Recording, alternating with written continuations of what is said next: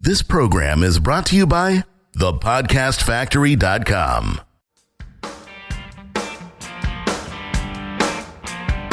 Hi, my name is Igor Kheifets, and this is The List Building Lifestyle, the only podcast which delivers cutting-edge conversion strategies from the online trenches straight to your earbuds. Download the transcript of today's episode and all future episodes at listbuildinglifestyleshow.com.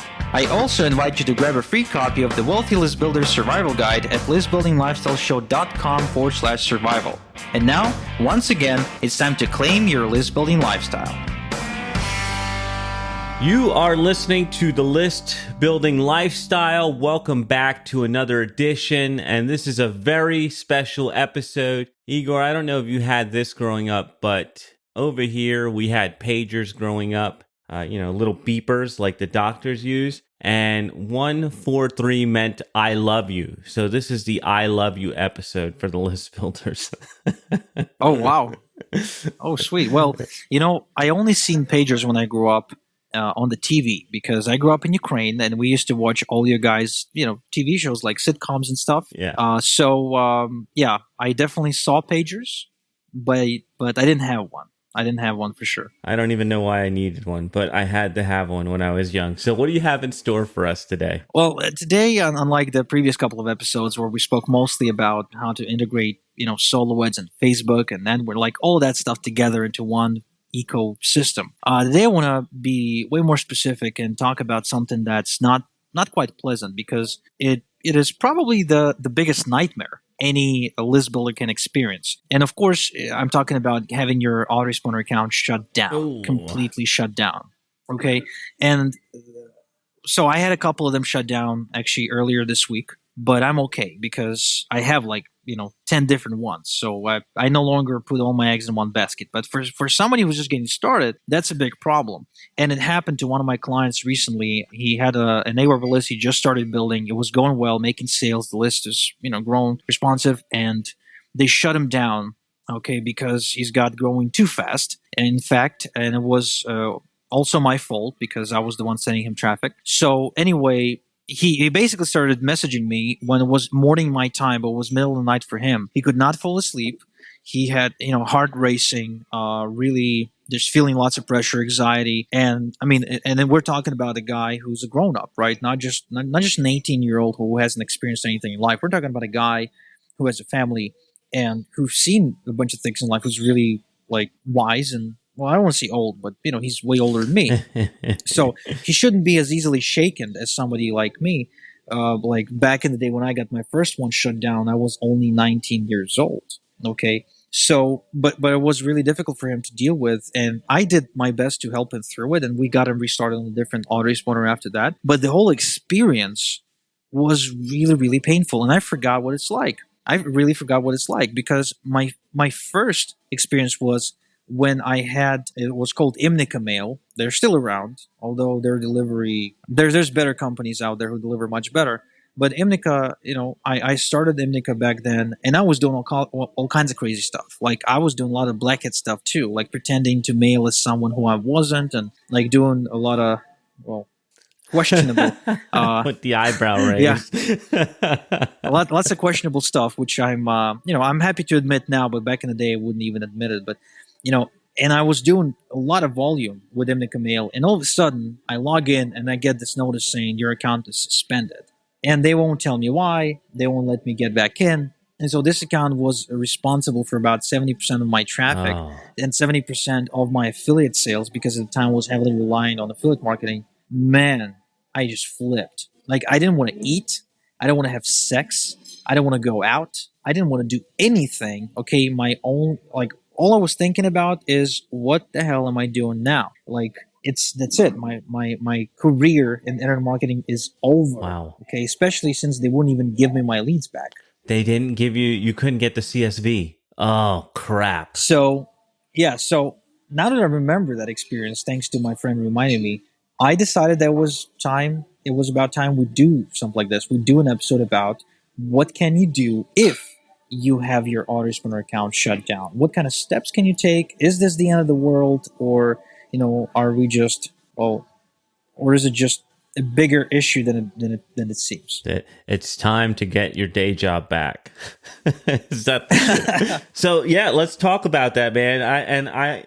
I know you have an agenda here, so I don't want to derail you, but the first thing I think about is backing up your leads. Are people doing that? Or I mean, is that possible with Aweber? Well, yeah, of course. You can do it every day. You can back up your CSV file, and CSV basically means you download all your list in one easy to access file. And you should definitely do that every single day. And the more your list grows, the more important it becomes for you to do something like that. But I wanted to start with just sharing with you that anyone who's an aggressive marketer who makes money and who's doing internet marketing for a while had their account shut down. Chances are more than one time. Okay, and you can tell that by the way big internet marketers switch autoresponder accounts all the time. Like, so I've been following Frank Kern since 2010 or 2011.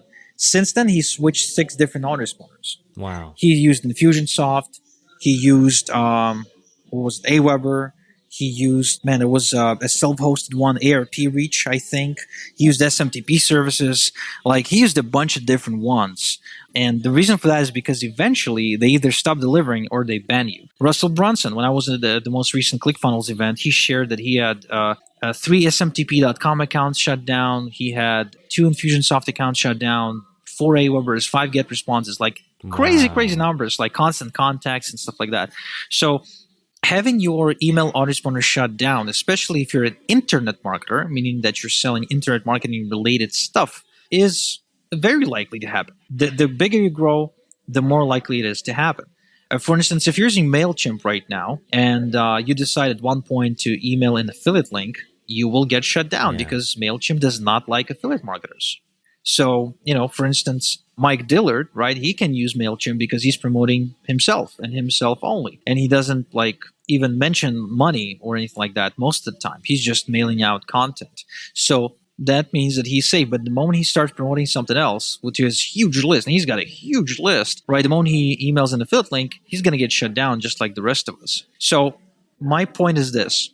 Rather than being afraid of it, expect it. Expect it to happen. And so the first step to take, of course, is to always back up your list. And usually, most of the time, but it's not guaranteed, if you've been shut down, then they actually have to give you your list back. They do. Yes. Unless they don't. What? Wait, what? So there's I don't recall who said that, but there's supposedly a rule that they have to. But sometimes they don't. And it really depends on the support rep you're talking to when you've been shut down. So, for instance, when Aweber shut me down most recently, which most recently means about a year ago, that was the last time they shut me down. I had an email account, an Aweber account, with over 100,000 leads in it. Not only that, of course, but keep in mind that a lot of the emails too, my follow-up sequences, my broadcasts, a lot of the stuff that I've been using, all that stuff, web form statistics, everything shut down and gone. And I called them up on the phone and I begged them to export my stuff and give it back to me. They wouldn't. Wow. And the most recent export I had from that list was from 3 months ago, which means it was basically useless now. Yeah. Because my list is very active. So do as I say, not as I do, and back up your list every single day. The other thing you can do when you get shut down, if you had the opportunity to get your list back, is to import that list into a different autoresponder company. Now, you have to be careful about 2 things. A, not to start working with somebody who doesn't deliver, right? So if you're signing up with an autoresponder company that has really poor delivery rates, you're better off just not signing up at all. How do you know that, though? How do you know their delivery rates? Well, ask somebody who has experience. So when my VIP client who got his Aweber shut down, had to choose a new autoresponder company, then, well, I had to tell him what to use, and he wanted to go with somebody who wasn't delivering well, and I stopped him from it. So that's one thing. The second thing to watch out for is for them not to make you to reconfirm your list.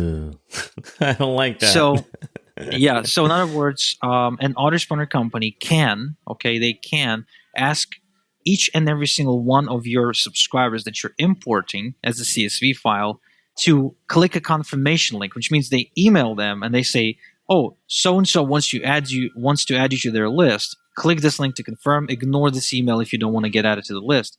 Now, when that happens, less than 3% will confirm. Ah, that's terrible. And it doesn't matter what kind of relationship you've got with the list. It just doesn't matter. Yeah, because it's their People are crappy email. Yeah. It's not even like you can change the copy on it or anything. It's some shit that looks like spam coming through, and they're I'm already on Igor's list. Why do I have to click this? Yeah, or who's Igor? No way. 15 emails in the first 7 days. They know who Igor is. So anyway, make sure you don't get you're not forced to reconfirm, because that would be bad. And so once you start over, you kind of just have to begin emailing them immediately. And the faster you can actually pull this off, the better. Usually it can be done within a day. You have to keep emailing them every day. You can't start telling them and apologizing or whatever, or say something like, oh, I haven't been emailing you for a while, or I just had to move you or whatever, right? You just carry on as if nothing happened. Okay. And so this is pretty much all you can do. Okay. This is pretty much all you can do when it comes to getting your email list restored. So I guess the biggest tip I can give you regarding getting shut down is really just not panic when it happens, because it will happen to you and you have to move on to another autoresponder, which of course brings me to a prevention tip, right? It's not going to basically fix anything, but it's going to help you deal with the problem later on, where you want to have either one or two backup autoresponder accounts ready to go, where you also build a little bit of a list into them and you warm them up, so it doesn't so your account doesn't go from 0 to 10,000 subscribers and just high volumes, because that's bad. Autoresponder accounts do not like spikes. We found that out, the hard way. They do not like it when you go from standstill to 100,000 subscribers or something like that, very, very quickly, and increasing your volume suddenly. They don't like that. With autoresponder companies, you have to grow subtly. So it basically means that adding a certain amount of subscribers per day without exploding it too much. Because, there's stories out there. I had a VIP member who was really heavy into weight loss niche, and he was doing an IM business on the side. So they launched a product in the weight loss niche, and they use GetResponse as their autoresponder. Now, they've been using this account for a long time. I'm talking them having about 4,000 buyers, 40,000, regular subscribers. And all of a sudden, they're doing this launch, and midway through the launch, they get shut down. Oh, gosh. Why? Because of the spike. GetResponse doesn't like that. Bam, shut them down. So watch out for the spikes, okay? That's one of the triggers. Also, watch out for list hygiene, okay? Really, if your list hygiene is bad, they will shut you down, which is why it is recommended that every now and again, maybe once a month or something like that, you export your list from whichever company you're using, and then you run it through a list cleaning service and then get it back up. In fact, it is best if you can reach out to your autoresponder account and say, hey, what I want to do is I want to export the list and then clean it and then import it back in. Is it okay for me to do that? Will you be able to do that without me having to reconfirm? And most autoresponder companies like that. They actually appreciate you more for it, so they will agree to do it, and you will end up much better off, avoiding being banned for quote-unquote bad leads or whatever. I have a personal question here. What is a list cleaning service, and which one do you recommend if you want to share that on the air? Well, considering that I have something better than the list cleaning service at this point, where I filter my leads in real time. Yeah. So anyone, they just can't opt in with a fake email into my system. But before I had it, of course, I had to use the list cleaning service. And honestly, I did not find any difference between one list cleaning service to another. Okay. Yeah, I just didn't. So, just Google something like that, Okay. List cleaning service, remove spam traps, remove bounces from my list, or some stuff like that. Okay. All right. Good enough. One of the things that I know that we've talked about on the show in several episodes was how you remove the people who aren't active. So this is in addition to removing the people who aren't active, removing a bunch of crappy email addresses, right? Yes, exactly. Because crappy email addresses, dead emails that bounce, either hard bounce or soft bounce, all of these contribute to negative score to your account. The last time we talked about this, I removed thousands of people from my email list, so it might be happening again. Yeah. I want good hygiene on my list. So any other tips? I like the idea of going in and planning and preparing for this to happen. Having a backup in place is another thing that you said. Keep the list clean. And then with the backup that you have in place, you want to already be using that or mailing them so you don't get a spike. Is that right? Yeah, that's right. You definitely want to keep the momentum going. And, when I talk about spikes, I mean about your size, right? Don't go from 0 to 10,000 subscribers. Do a gradual. Got it. All right. So it's not necessarily a spike in your sending volume, but a spike in your actual lead volume? Yeah, that too. Yep. Okay. Got it. Any other tips you want to share on this one? No tips. No more tips. You're not getting any more. Join the Igor's VIP program to get the real stuff, right? All right, fair enough. So then this is a little bit shorter edition of the List Building Lifestyle Show, which is good for your health so you can go out and do work. Thank you, Igor. Thank you, List Builders, for tuning in. We'll be back with you next time. Thank you for listening to the List Building Lifestyle. Make sure to subscribe on iTunes or Google Play to never miss an episode. Because who knows, just one conversion tactic we share on the show might double your list and double your business. Download the transcript of today's episode and all future episodes at listbuildinglifestyleshow.com. And don't forget to claim your complimentary copy of the Wealthy List Builder Survival Guide at listbuildinglifestyleshow.com/survival.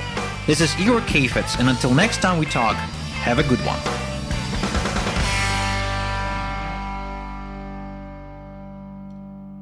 This is the podcastfactory.com.